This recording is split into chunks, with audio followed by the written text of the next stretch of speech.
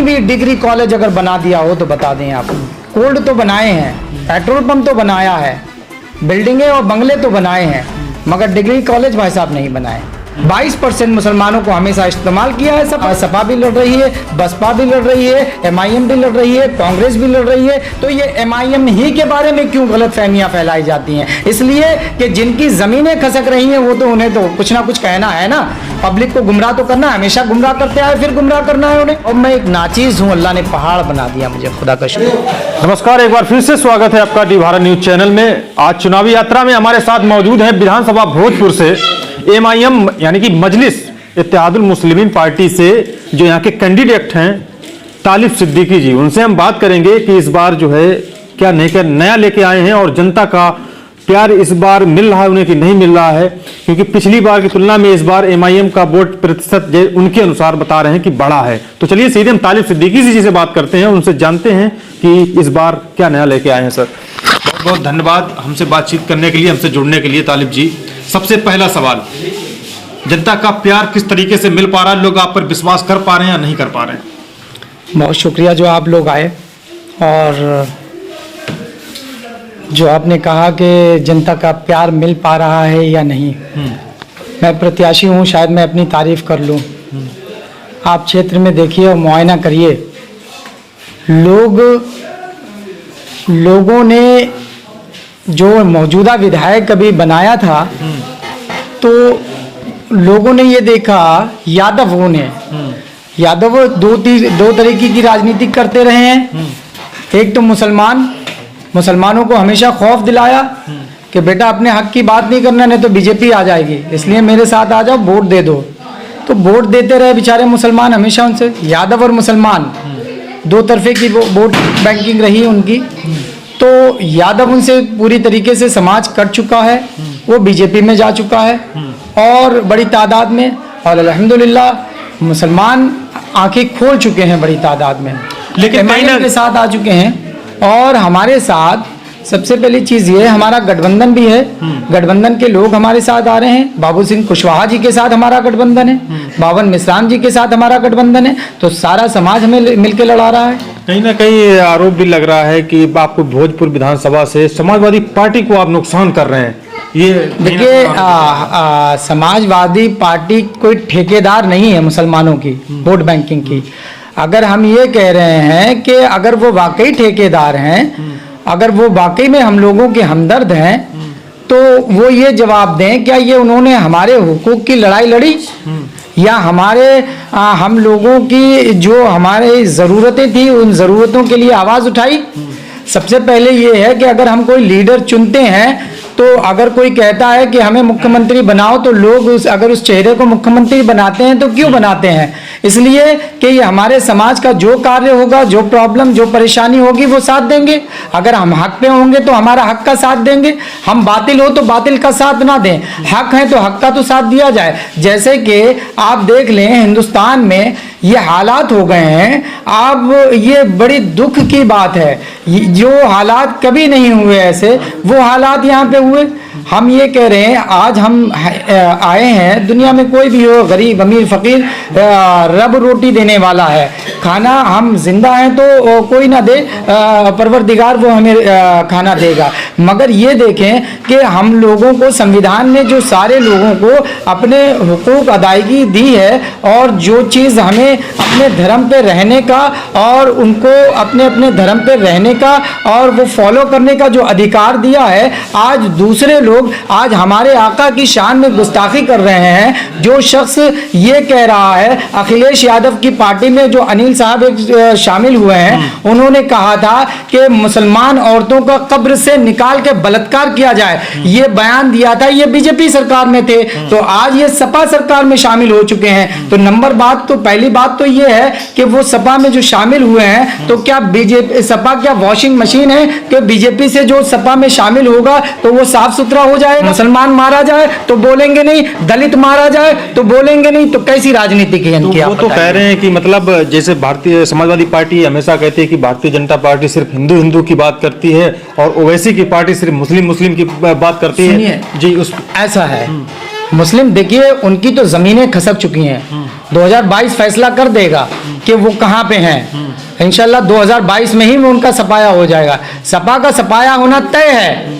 हमने बीजेपी को जिताया नहीं, हमने वोट बीजेपी को दिया नहीं। जिन लोगों ने बीजेपी को वोट दिया वो बीजेपी को जिताने हराने का फैसला करें। हम मुत्तहिद हैं। अगर हिंदू मुस्लिम की बात करेंगे तो हमारे दलित समाज सारा हमारे साथ बड़ी तादाद में आ रहा है। दूसरी बात, बाबू सिंह कुशवाहा एक बड़े लीडर हैं, एक बड़ा चेहरा है, जिन्होंने आज बीजेपी को लात मारी, ठोकर मारी कि भाई हम तुम्हारे साथ समझौता नहीं करेंगे। सपा के साथ, सपा को ठोकर मारी, तुम्हारे साथ गठबंधन में नहीं जाएंगे। एमआईएम को क्यों चुना? इसलिए चुना क्योंकि एमआईएम जो है सारे लोगों के हुकूक, पिछड़ों के हुकूक की बात करती है, दलितों के हुकूक की बात करती है, मुसलमानों के हुकूक की बात करती है। जो तंजीमें, जो कौम पीछे हो चुकी है उनकी बात करती है। एमआईएम का सिर्फ ये कहना है कि जो जितनी हिस्सेदारी में है उसके उतनी हिस्सेदारी उतनी देना चाहिए, ये कहना है। वो ये नहीं कहते कि मुसलमानों को हुकूक दिया जाए। हम आज भी कह रहे हैं कोई भी मुख्यमंत्री का चेहरा हो, मगर जो जितनी तादाद में है, चाहे वो हमारे दलित भाई हों, चाहे हमारे कुशवाहा भाई हों,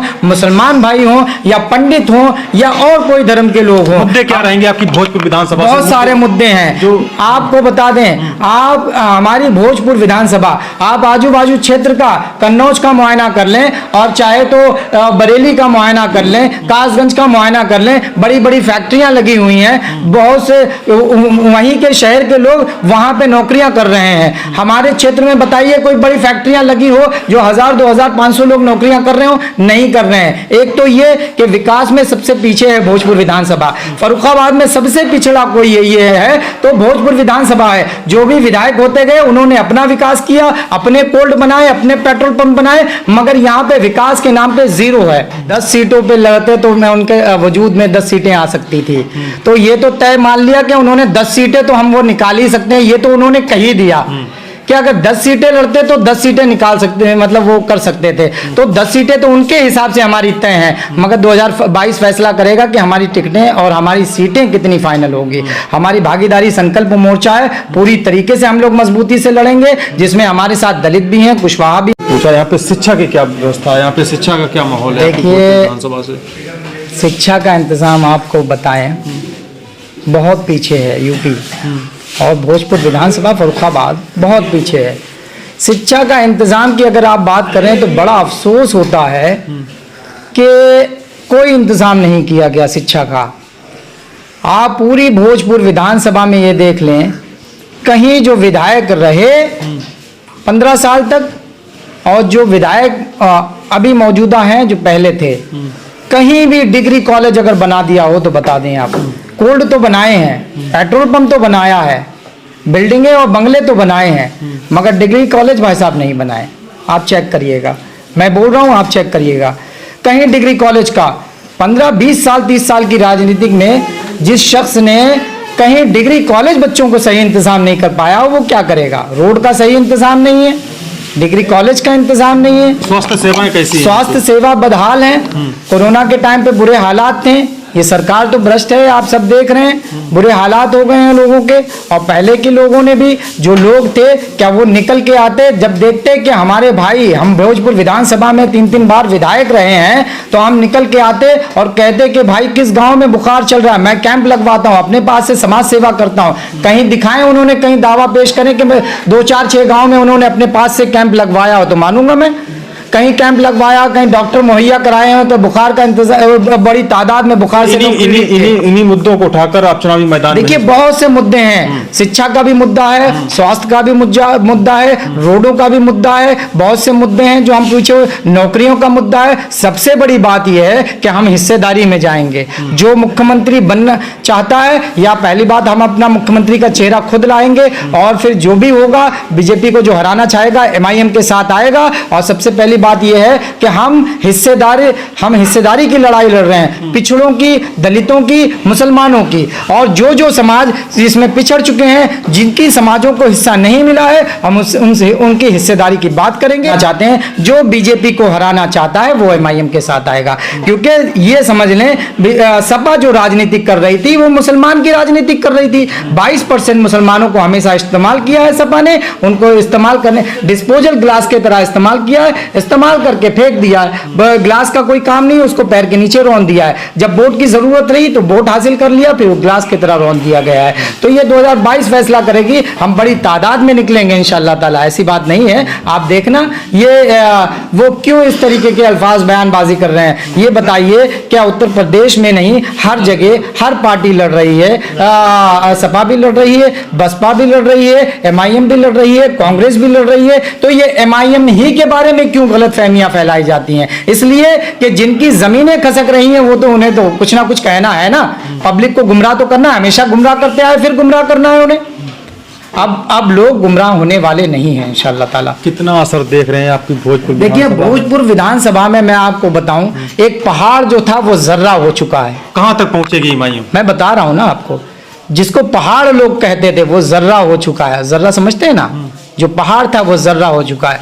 और मैं एक नाचीज हूं, अल्लाह ने पहाड़ बना दिया मुझे, खुदा का शुक्र है। और दूसरी चीज ये है कि सपा वाले ये सोचे कि जो सपा का असल वोट बैंक जो था यादव समाज के, आप मैसेजिंग देखें फेसबुक पे चल रहे हैं बकायदा, हम जाएंगे भाजपा में, हम इनके साथ नहीं जाएंगे।